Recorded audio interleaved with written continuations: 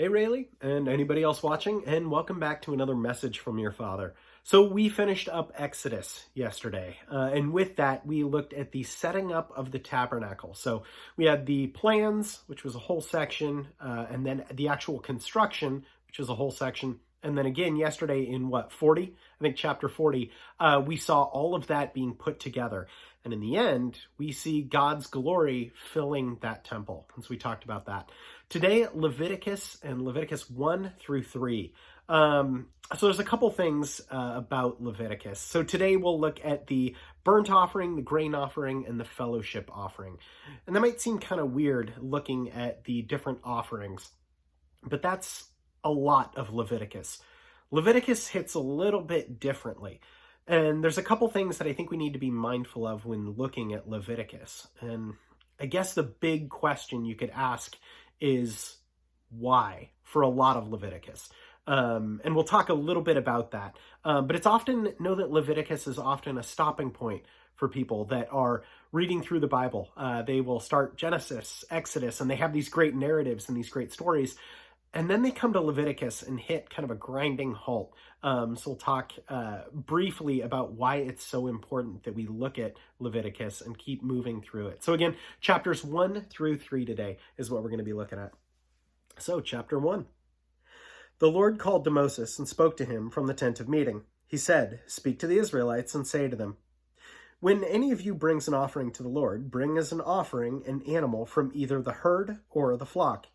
If the offering is a burnt offering from the herd, he is to offer a male without defect. He must present it at the entrance to the tent of meeting, so that it will be acceptable to the Lord. He is to lay his hand on the head of the burnt offering, and it will be accepted on his behalf to make atonement for him. He is to slaughter the young bull before the Lord, and then Aaron's sons, the priests, shall bring the blood and sprinkle it against the altar on all sides at the entrance to the tent of meeting. He is to skin the burnt offering and cut it into pieces. The sons of Aaron the priest are to put fire on the altar and arrange wood on the fire. Then Aaron's sons, the priests, shall arrange the pieces, including the head and the fat, on the burning wood that is on the altar. He is to wash the inner parts and the legs with water, and the priest is to burn all of it on the altar. It is a burnt offering, an offering made by fire, an aroma pleasing to the Lord. If the offering is a burnt offering from the flock, from either the sheep or the goats, he is to offer a male without defect. He is to slaughter it at the north side of the altar before the Lord, and Aaron's sons, the priests, shall sprinkle its blood against the altar on all sides. He is to cut it into pieces, and the priests shall arrange them, including the head and the fat, on the burning wood that is on the altar. He is to wash the inner parts and legs with water, and the priest is to bring all of it and burn it on the altar. It is a burnt offering, an offering made by fire, an aroma pleasing to the Lord. If the offering to the Lord is a burnt offering of birds, he is to offer a dove or a young pigeon. The priest shall bring it to the altar, wring off the head, and burn it on the altar. Its blood shall be drained out on the side of the altar. He is to remove the crop with its contents and throw it to the east side of the altar, where the ashes are. He shall tear it open by the wings, not severing it completely, and then the priest shall burn it on the wood that is on the fire on the altar. It is a burnt offering, an offering made by fire, an aroma pleasing to the Lord. Chapter 2. When someone brings a grain offering to the Lord, his offering is to be of fine flour. He is to pour oil on it, put incense on it, and take it to Aaron's sons, the priests. The priest shall take a handful of the fine flour and oil, together with all the incense, and burn this as a memorial portion on the altar, an offering made by fire, an aroma pleasing to the Lord. The rest of the grain offering belongs to Aaron and his sons. It is a most holy part of the offerings made to the Lord by fire. If you bring a grain offering baked in an oven, it is to consist of fine flour, cakes made without yeast and mixed with oil, or wafers made without yeast and spread with oil. If your grain offering is prepared on a griddle, it is to be made of fine flour mixed with oil and without yeast. Crumble it and pour oil on it. It is a grain offering. If your grain offering is cooked in a pan, it is to be made of fine flour and oil. Bring the grain offering, made of these things, to the Lord. Present it to the priest, who shall take it to the altar. He shall take out the memorial portion from the grain offering and burn it on the altar, as an offering made by fire, an aroma pleasing to the Lord. The rest of the grain offering belongs to Aaron and his sons. It is a most holy part of the offerings made to the Lord by fire. Every grain offering you bring to the Lord must be made without yeast, for you are not to burn any yeast or honey in an offering made to the Lord by fire. You may bring them to the Lord as an offering of the first fruits, but they are not to be offered on the altar as a pleasing aroma. Season all your grain offerings with salt. Do not leave the salt of the covenant of your God out of your grain offerings. Add salt to all of your offerings. Excuse me. If you bring a grain offering of first fruits to the Lord, offer crushed heads of new grain roasted in the fire. Put oil and incense on it. It is a grain offering. The priest shall burn the memorial portion of the crushed grain and the oil, together with the incense, as an offering made to the Lord by fire. Chapter 3. If someone's offering is a fellowship offering, and he offers an animal from the herd, whether male or female, he is to present it before the Lord, an animal without defect. He is to lay his hand on the head of his offering and slaughter it at the entrance to the tent of meeting. Then Aaron's sons, the priests, shall sprinkle the blood against the altar on all sides. From the fellowship offering he is to bring a sacrifice made to the Lord by fire.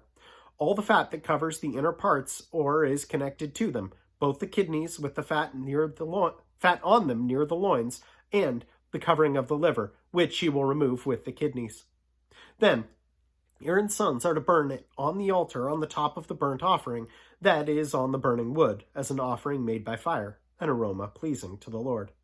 If he offers an animal from the flock as a fellowship offering to the Lord, he is to offer a male or female without defect. If he offers a lamb, he is to present it before the Lord. He is to lay his hand on the head of the offering and slaughter it in front of the tent of meeting. Then Aaron's sons shall sprinkle its blood against the altar on all sides. From the fellowship offering, he is to bring a sacrifice made to the Lord by fire. Its fat, the entire fat tail cut off close to the backbone, all the fat that covers the inner parts or is connected to them, both kidneys with the fat on them near the loins and covering of the liver, which he will remove with the kidneys. The priest shall burn them on the altar as food, an offering made to the Lord by fire. If he is offering a goat, he is to present it before the Lord. He is to lay his hand on its head and slaughter it in front of the tent of meeting. Then Aaron's sons shall sprinkle its blood against the altar on all sides. From what he offers, he is to make this offering to the Lord by fire. All the fat that covers the inner parts or is connected to them, both the kidneys with the fat on them near the loins, and the covering of the liver, which he will remove with the kidneys.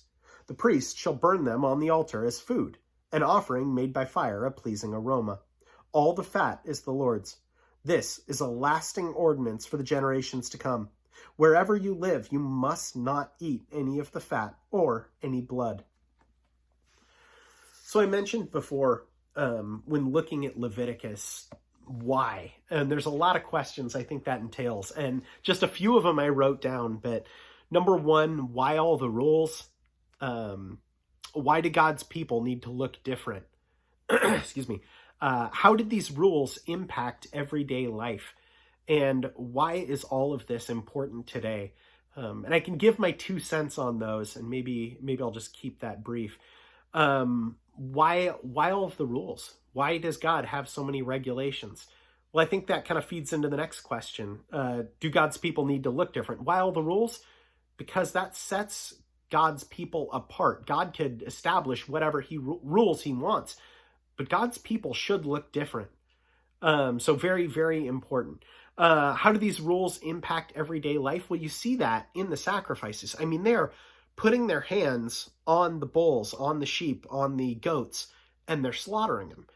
So that's creating that connection, saying, hey, if this animal is going to take my place because the shedding of blood is necessary, that creates that temporary connection to say, this animal I recognize as a living thing. I'm putting my hand on its head and I'm slaughtering it in my place, because if I sin, then what I've earned is death because of that.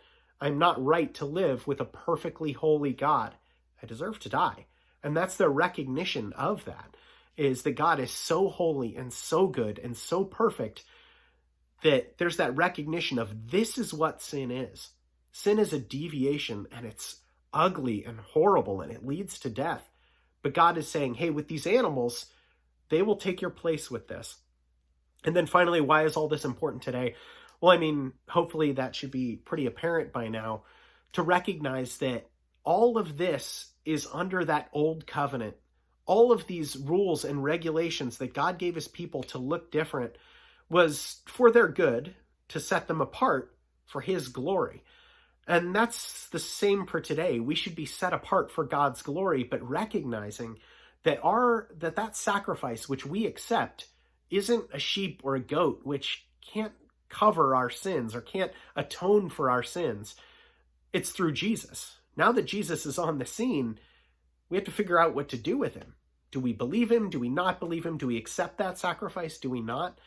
And Leviticus is all about that, is, hey, these rules were incredibly important. But now we live under a new covenant.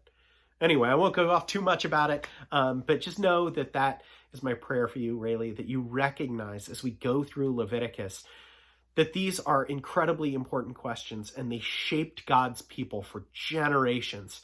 And recognize today the reason that we don't follow all of these is because of Jesus. Anyway, know that I love you and I'm praying for you. For anyone else, know that I appreciate you, love you as well. And we will plan on seeing you tomorrow. Have a good one.